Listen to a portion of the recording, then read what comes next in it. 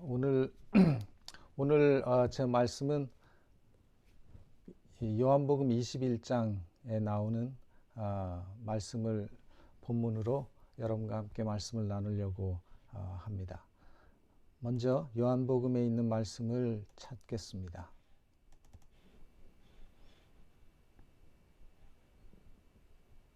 요한복음 21장 12절 그 다음에 15절부터 17절까지 나오는 말씀입니다. 예수께서 가라사대 와서 조반을 먹으라 하시니 제자들이 주신 줄 아는 고로 당신이 누구냐 감히 묻는 자가 없더라. 저희가 조반 먹은 후에 예수께서 시몬 베드로에게 이르시되 요한의 아들 시몬아 내가 이 사람들보다 나를 더 사랑하느냐 하시니 가로되 주여 그러하외다. 내가 주를 사랑하는 줄을 주께서 아시나이다. 가라사대 내 어린 양을 먹이라 하시고 또 두 번째 가라사대 요한의 아들 시몬아 네가 나를 사랑하느냐 하시니 가로되 주여 그러하외다. 내가 주를 사랑하는 줄 주께서 아시나이다. 가라사대 내 양을 치라 하시고 17절 세 번째 가라사대 요한의 아들 시몬아 네가 나를 사랑하느냐 하시니 주께서 세 번째 네가 나를 사랑하느냐 하심으로 베드로가 근심하여 가로되 주여 모든 것을 아시오매 내가 주를 사랑하는 줄을 주께서 아시나이다. 예수께서 가라사대 내 양을 먹이라. 오늘 이 말씀은 여러분들이 잘 아시는 장면이죠. 예수님께서 부활하신 후에 갈릴리 바닷가에서 호숫가에서 다시 한번 제자들을 만나셔서 베드로에게 하셨던 말씀입니다. 그때 그 장면을 우리가 한번 좀 상상해 보면 좋을 것 같습니다.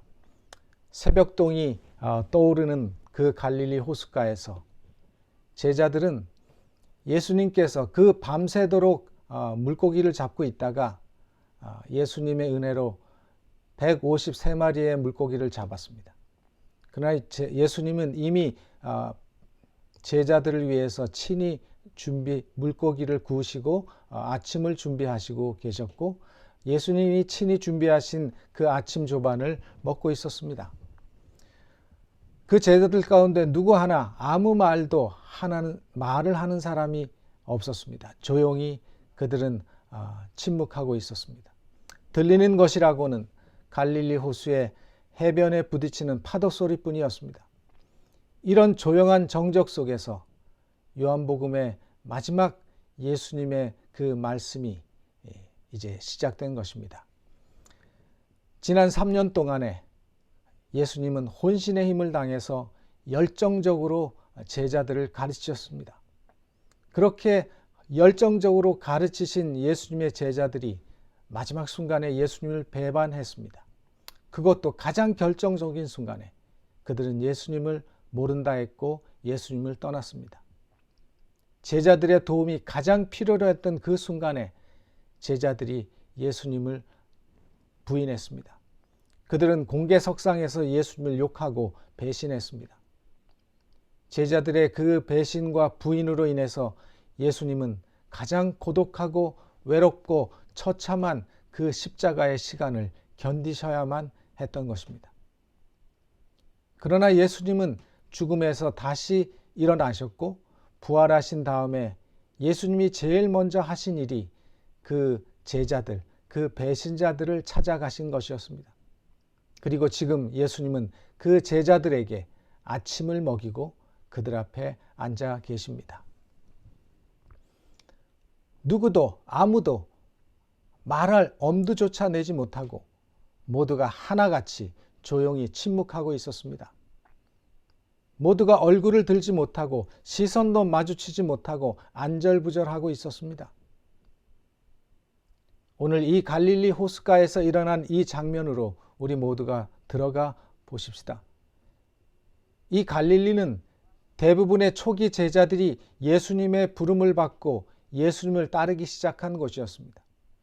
그리고 바로 그 갈릴리 호수에서 예수님은 실패한 베드로에게 그의 사명이 무엇인지를 다시 새롭게 하시고 계신 것입니다. 그곳에서 예수님은 다시 제자들에게 두 번째 기회를 주십니다.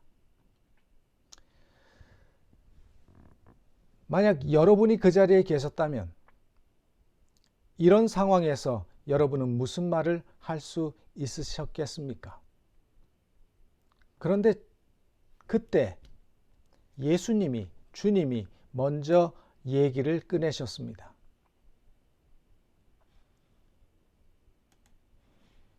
요한의 아들 시몬아, 네가 나를 사랑하느냐? 요한의 아들 시몬아, 네가 나를 사랑하느냐? 정적을 깨고 하신 예수님의 첫 말씀이었습니다. 예수님께서 왜 부활하시고 제자들에게 다시 나타나셔서 그들을 만나셨을까요? 여러분, 그 이유가 무엇이라고 생각하십니까? 하늘로 다시 올라가시면 되시는데 왜 제자들을 다시 만나셨겠습니까? 그것은 제자들의 마음을 다시 풀어주시고 그들을 다시 세워주시고 예수님 없이 사명을 감당할 수 있도록 하시기를 원하셨던 것입니다. 비록 실패의 경험이 있기는 하지만 그래도 이 제자들은 세상에서 주님이 이루신 그 구원의 사명을 계속 이어갈 사람들이었습니다. 특별히 가장 그 마음이 힘들었을 베드로를 예수님은 다시 세워주시기를 원하셨습니다. 근데 저는 한편으로 이 장면을 가만히 생각해 보면서 예수님이 왜 실패한 사람들에게 다시 그 중요한 사명을 맡기고 싶으셨을까? 여러분 한번 생각해 보십시오. 여러분 같으면 실패한 사람에게 다시 중요한 사명을 맡기고 싶겠습니까? 어쩌면 저 같으면 못 맡길 것입니다. 왜냐하면 또 무슨 실수를 저질지 모르기 때문에. 사람의 생명을 구원하는 이 위대한 일을 어떻게 배반했던, 돌아섰던 그 배신자 베드로에게 맡길 수 있겠습니까? 베드로를 처음 부를 때에도 예수님은 그곳에 있었습니다. 처음에 베드로를 부르셨을 때 베드로는 그의 인생의 모든 것이었던 그물과 배를 버려두고 예수님을 따라 나셨습니다. 그만큼 그는 결단력이 있었고 용기도 있었고 믿음이 있었던 사람입니다. 그런데 지금 베드로는 완전히 용기를 잃었습니다. 자신에 대해서 완전히 실망하고 있는 것입니다. 여러분은 여러분이 만약 사장이라면 여러분은 사람을 뽑을 때 주로 묻는 질문이 무엇입니까? 예를 들면 교회 목회자를 뽑는 인터뷰를 한다면 그 인터뷰를 할 때 어떤 질문을 하겠습니까? 대부분은 당신의 장점이 무엇입니까? 약점이 무엇입니까? 뭘 좋아하고 취미가 무엇입니까? 어떻게 목회와 연결시킬 것입니까? 어떤 상황에서 어떻게 대처하고 또 감동적인 선교 경험이 있으면 한번 얘기해 보라. 또 앞으로 이 교회를 어떻게 성장시킬 것인지 말해 보라 등등 이런 얘기들을 다 물어보지 않겠습니까? 왜 목회자가 됐습니까? 요즘에 최근에 읽은 책들은 어떤 책입니까? 그래서 이런 질문에 대해서 대답을 잘하면 그 사람은 목회자로 채용이 될 가능성이 있습니다. 그런데 여러분, 그런 대답을 잘하면 정말 좋은 목사가 될까요? 이런 대답을 잘한 사람이 좋은 목회자일까요? 임기응변에 능하고 말 잘하는 사람들이 어쩌면 이런 면접에서는 잘할 것입니다. 그런데 이런 질문에 좋은 대답을 한다고 해서 주님이 원하는 사람이라고 말하기 어려울 것입니다. 그런데 예수님은 당신의 사명을 맡길 사람을 인터뷰하시면서 딱 한 가지 질문만 하셨습니다. 그 사람의 능력을 보지도 않으셨고 그 사람의 가문도 보지 않으셨고 네 아버지가 목사냐? 묻지도 않으셨습니다. 인물을 보지도 않았습니다. 학벌을 보지도 않으셨습니다. 그 사람의 세상적인 경험도 보지 않으셨습니다. 딱 한 가지만 물으셨습니다. 그것은 내가 나를 사랑하느냐 하는 그 질문이었습니다. 그리고 이 질문 하나로 바로 배신했던, 배반했던 베드로를 다른 모든 제자들 앞에서 다시 세워 주실 것입니다. 베드로는 대답합니다. 오 주님, 내가 주님을 참으로 사랑합니다. 오 주님, 내가 주님을 참으로 사랑하는 줄을 주께서 아십니다. 예수님께서 오 그래? 그럼 됐다. 그것으로 됐다. 내 어린 양을 치라. 저는 이 말씀을 보면서 예수님의 사명을 맡을 제자의 자격은 다른 것이 아니라는 사실을 알게 되었습니다. 믿는 사람들의 자격이 다른 것이 아니라는 사실을 깨닫게 됐습니다. 바로 그것은 예수님을 사랑하는 것입니다. 주님은 제자들에게 이 사명을 맡기시면서 우리들에게도 동일한 사명을 맡기시고 계신 것입니다. 너희는 온 천하에 다니며 만민에게 복음을 전파하라. 주님은 우리에게 이 사명을 맡기시면서 물으십니다. 김 목사, 나를 정말 사랑하느냐? 정말 나를 사랑하느냐? 맡기신 예수님의 사명을 이루는 일은 예전이나 지금이나 정말 힘들고 불가능해 보입니다. 나를 봐도 그렇고 옆에 사람을 봐도 그렇고 교회의 형편을 봐도 그렇고 주님이 우리에게 맡기신 그 사명은 행하기에 이루기에 불가능해 보이는 것입니다. 우리가 어떻게 이 사명을 완수할 수 있을 것인가? 그것에 대한 유일한 대답은 우리가 예수님을 사랑하는 것이라고 말씀하십니다. 저라면 그렇게 묻지 않았을 텐데 힘들 테니 열심히 해봐. 하다 보면 힘들 거야. 아니면 사명을 이루면 이렇게 해. 그렇게 사명을 완수할 방법을 가르쳐 주시지. 그런데 주님께서는 이렇게 중요한 사명을 우리에게 맡기시면서 방법을 가르쳐 주시지 않고 나를 사랑하느냐? 라고 질문을 하고 계신 사명을 맡기는 것하고 내가 나를 사랑하느냐는 관련이 없는 것 같은데 그런데 예수님이 보실 때 이것이 가장 중요한 것이었습니다. 주님께서는 우리가 이 사명을 맡기는 사람에게 가장 중요한 것이 주님을 사랑하는가라고 하는 것입니다. 누가 능력 있는 하나님의 종인가? 그 사람은 주님을 사랑하는 사람입니다. 어떤 사람이 더 능력 있는 하나님의 종인가? 그 사람은 주님을 더 사랑하는 사람입니다. 어떤 사람이 가장 능력 있는 사람인가? 그 사람은 주님을 가장 사랑하는 사람입니다. 여러분, 이 사람이 누구입니까? 이 사람은 사도 바울입니다. 그는 전무후무한 하나님의 종이었습니다. 그의 재능과 능력으로는 하나님의 교회를 핍박하는 일밖에 없었습니다. 그러나 예수님을 만난 후에 그는 온 아시아와 유럽과 온 세상을 다니면서 예수 그리스도의 복음을 전하고 핍박 속에서도 지치지 않고 주님을 전할 수 있었습니다. 그 이유가 무엇입니까? 그 비결이 무엇입니까? 바로 주님에 대한 사랑 때문이었습니다. 그는 말합니다. 그리스도의 사랑이 나를 강권하시는도다. 그리스도의 사랑 때문에 그는 그 어려운 길을 갔습니다. 주님이 어떤 사람을 쓰시는가? 바로 예수님을 사랑하는 사람입니다. 하나님을 사랑하는 사람입니다. 오늘 나에게 있어서 우리에게 있어서 가장 큰 문제가 있다면 그것은 그 하나님에 대한 우리 예수님에 대한 사랑이 식어진 것이고 우리에게 가장 큰 문제는 어떻게 하나님에 대한 식어진 사랑을 회복하는가 하는 것입니다. 내 마음속에 주님에 대한 사랑이 식어졌습니다. 주님에 대한 사랑이 식어진 나에게 무슨 능력이 있겠습니까? 그래서 주님이 물으십니다. 요한의 아들 시몬아, 내가 나를 사랑하느냐?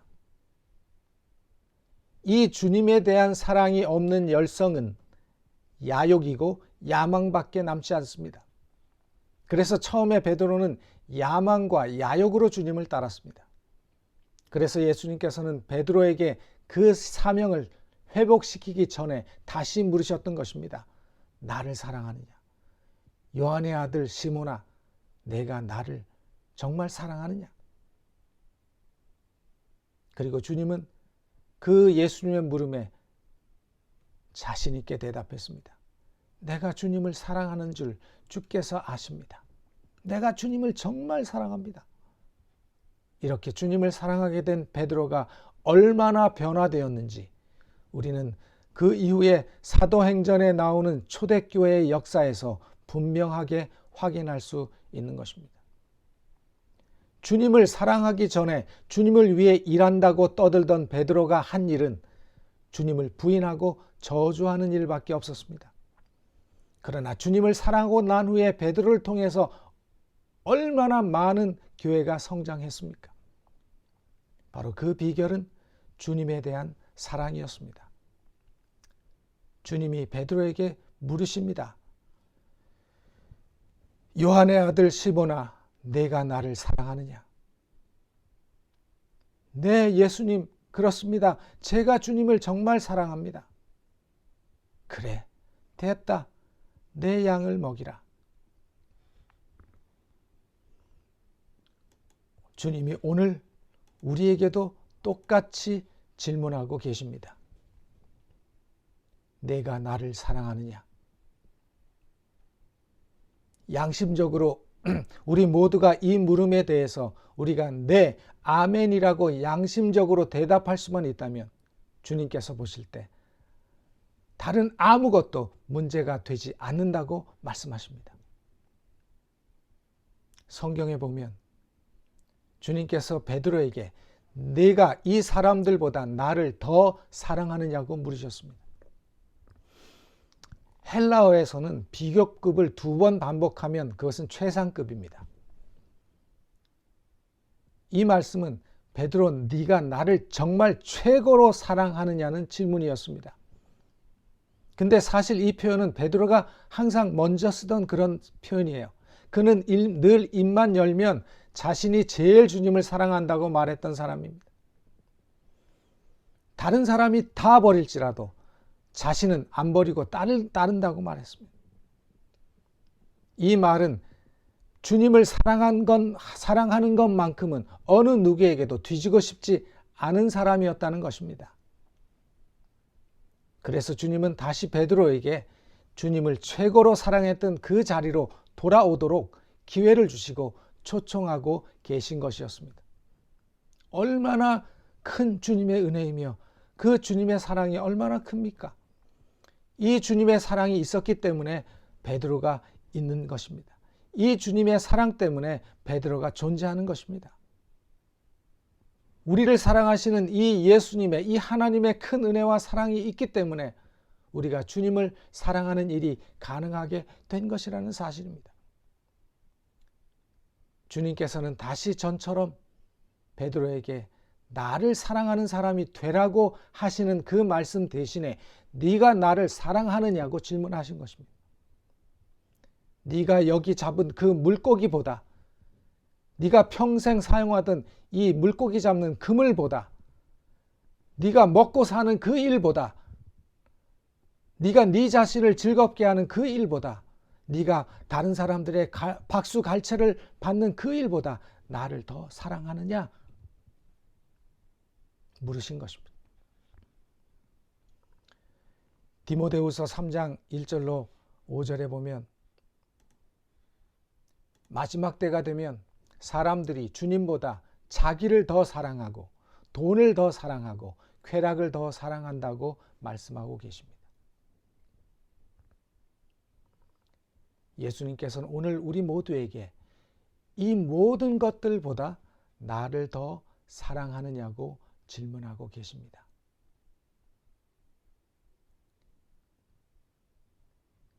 사랑은 최상급이 되어야 합니다.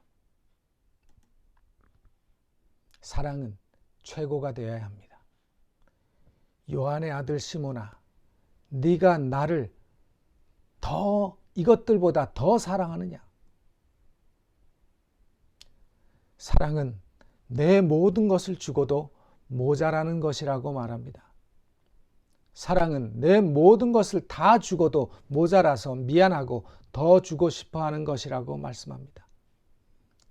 우리 예수님은, 우리 하나님은 우리를 이렇게 사랑하셨습니다. 우리도 주님을 이렇게 사랑해야 합니다. 우리도 이렇게 주님을 사랑하시는 분들이 되기를 바랍니다. 이제는 주님이 사랑하는 것을 사랑하고 주님이 싫어하는 것을 싫어하는 사람이 되는 것입니다.